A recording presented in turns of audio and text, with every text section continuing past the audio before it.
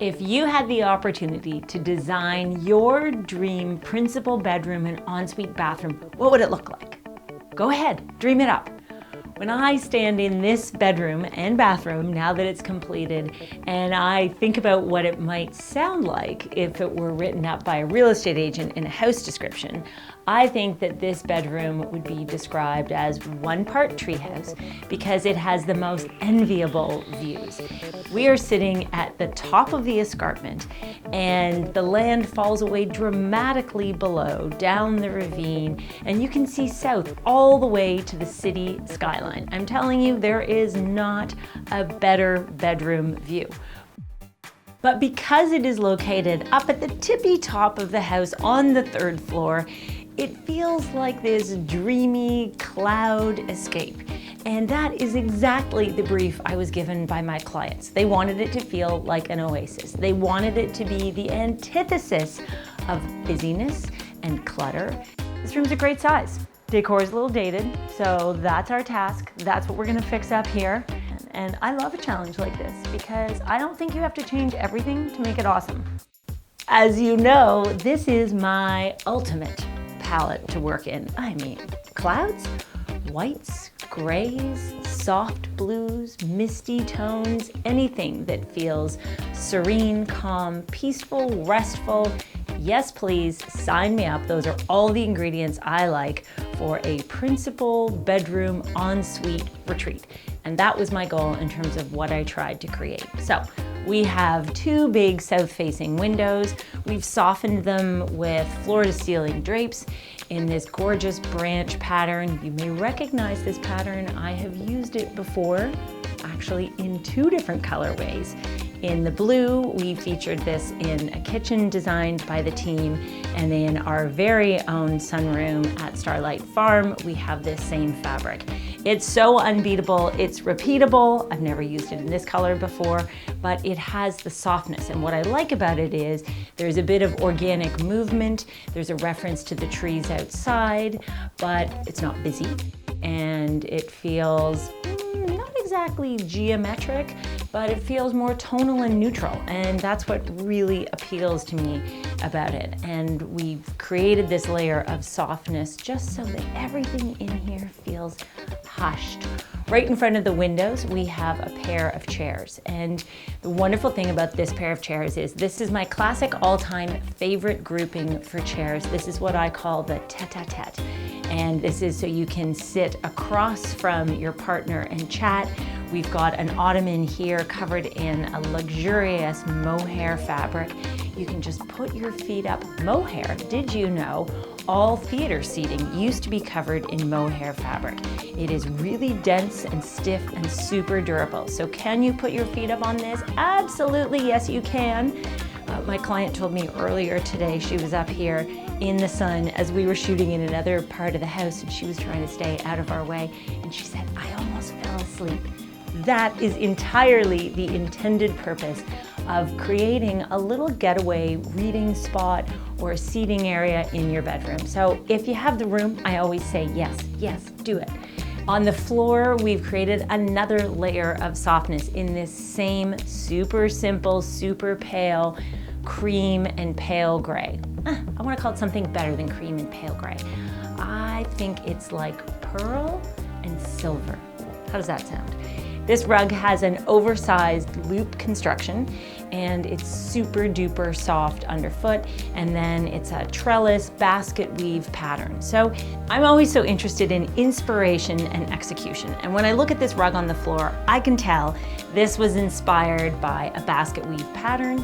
And then it's so fun because they've increased the scale, they've translated it to be rendered in 100% natural wool. It creates softness underfoot from something that would normally be a completely different material. And the end result is something that looks contemporary. To pair with the seating area, the organic patterned window coverings, we also have this is a dreamy soft bed. And if you can't get a good night's sleep in this big king size bed, I don't know where you can. The bed is comfy. The bed is beautiful. The bed is real nice. The bed is Super. The bed is plush. The bed is luxurious. The bed is covered in cream chenille fabric with a channel upholstery detail that runs horizontally. Here's a little tip. I like it if the height of the mattress is equal to the height of the bedside table. I don't like the bedside table to be below. The bedside table can be a little bit above, but in this case, the clients wanted a higher mattress so they could really get that view out the windows. And so we paired it with a slightly higher than normal bedside table. Then when it comes to lamps, how do you size your lamps? Generally speaking, as a rule, I like the top of the shade to be aligned close to the top of the headboard. Now, it can be a little bit below, it can be a little bit above, it can be right at that height, but if it's completely out of whack, way above or way below, and it's not feeling quite right in the room, that might be why. So think about mattress height to bedside table height, and think about lampshade height to top of headboard height. Hopefully that is a little helpful rule to help you get it right. You will notice these bedside lamps are overscaled, but so are the bedside tables. The bed is a king size bed. We've got 36-inch wide night tables. We've got nice big lamps. So this is really a less is more in terms of number of items, but everything has a slightly larger scale. And so that's something that you always want to keep in mind also is scale and proportion. You can't put a teeny tiny lamp on a giant side table, nor can you put a tiny side table beside a big plush bed. Okay, so let's just try and keep that in mind. If you can keep those proportions, you'll probably have better results. Last finishing touch for the bedroom is we have just a whisper of color on the walls, just super, super soft. And the one accent of color, that last finishing touch, is a piece of original art. And I chose this because I liked the way it combined all the colors in the room. The blues, the grays, some tiny little hits of green that are pulled in from outside, and then that burst of yellow. It's the only accent of color really in the room, and it just, to me, it feels like sunshine. And if you're gonna have a cloud, you gotta have some sunshine. So that is the bedroom. Want to see the principal ensuite? Yes, you do. Let's talk about it. It's no secret that I love a good bathroom renovation. When my clients first called me about this project, I was just told we were doing the kitchen. So now we're doing the kitchen in the basement. And apparently I've heard a rumor that maybe this bathroom's getting redone. It's all about taking the space you have to start with and trying to squeeze out every bit of potential. When I first came to meet with my clients, they wondered if they could just tweak the existing bathroom. There was talk of making a few minor changes. And one thing led to another. The excitement about ideas and change kept building. And before you know it, well, yeah, the rest was history. Or I should say, the old bathroom was history. Well, the bathroom's now gone. The one thing we had to keep, the one thing my clients insisted that we keep, was the actual footprint of the bathroom. So the way this house was previously renovated resulted in a few angled walls, and we couldn't change that, so we embraced it and we created a his and hers approach to the layout of this bathroom. So we have his vanity and her vanity, a perfectly matched pair located on opposite sides of the bathroom. And I don't know, there is something to this idea. I think this is actually a great idea. You have your space and I'll have mine. Then the next part was we really wanted to make sure that we made this bathroom feel completely different. So out went the, what shall I call those tones? Sort of salmon, rust, and there was a lot of detail and there was a lot going on, and the bathroom before felt very busy. So step one, we selected materials that were anything but busy and everything associated with luxury and lightness and beauty. And the material we've used here on the floor is a Calcutta marble mosaic. And I have to tell you a story about this mosaic because my clients fell in love with it. And then when it got delivered to the site, we realized there was a huge amount of diversity in these tiles. There were dark ones, there were light ones, and yours truly and the client went through every single tile in every single box to pick out the ones we liked best. And could this normally happen?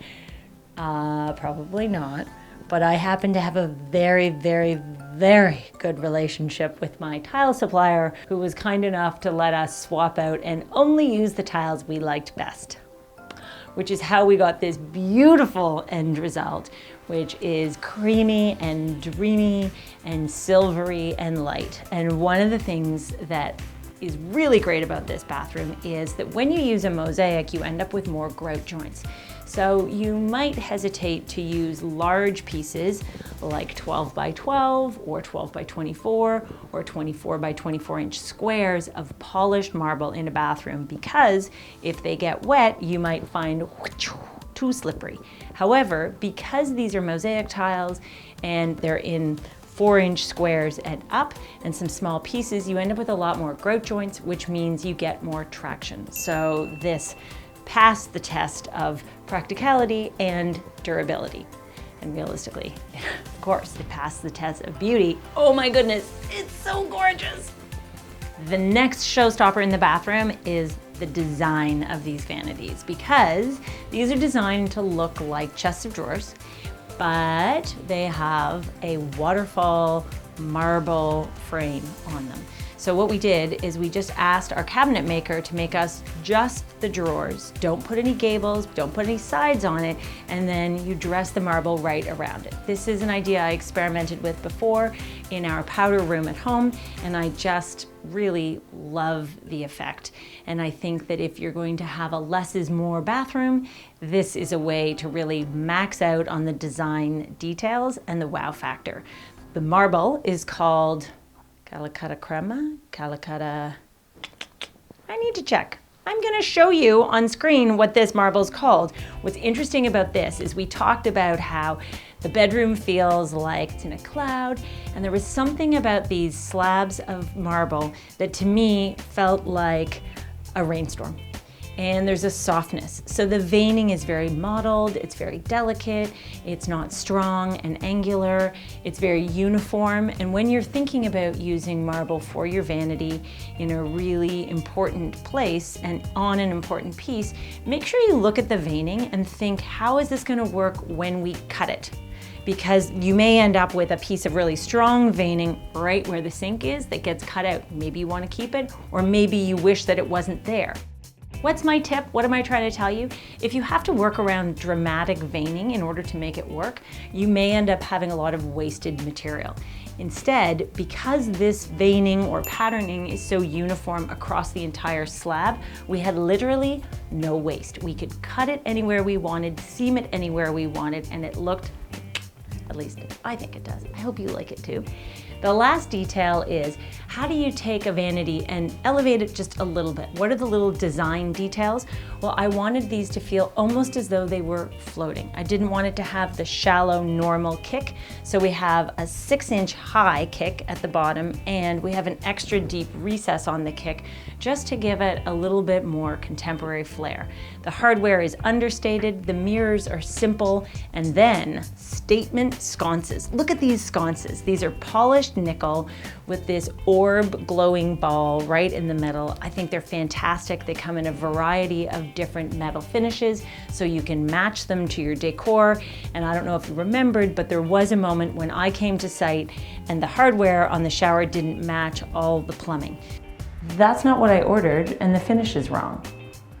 You don't pay for polished nickel everywhere and then get chrome accessories. So if you're wondering, does everything need to match?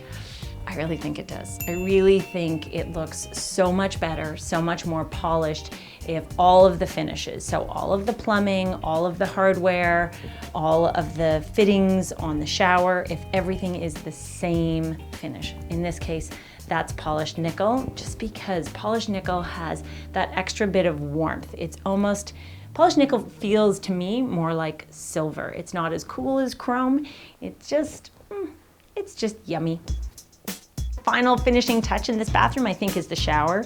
And it has crisp white tile on the walls, but then right at eye level, it's punctuated with a mosaic chevron border.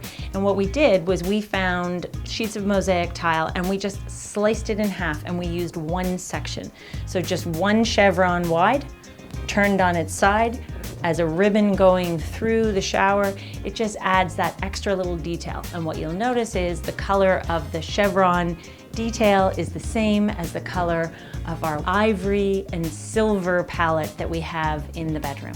So really, when you're thinking about designing a principal bedroom with an adjoining ensuite, try and make sure that it just flows seamlessly. It's one palette, it's cohesive, it's consistent, and above all else, it is light and dreamy. And in the end, it's the combination of elements.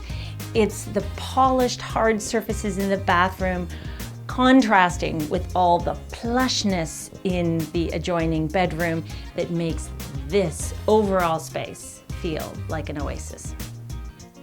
So that's the principal bedroom and the ensuite bathroom, but you know what? I still have lots of spaces to show you on this tour. So make sure you subscribe and turn on notifications, and that way you'll never miss an episode. Lots more to come, so join me on my design life journey.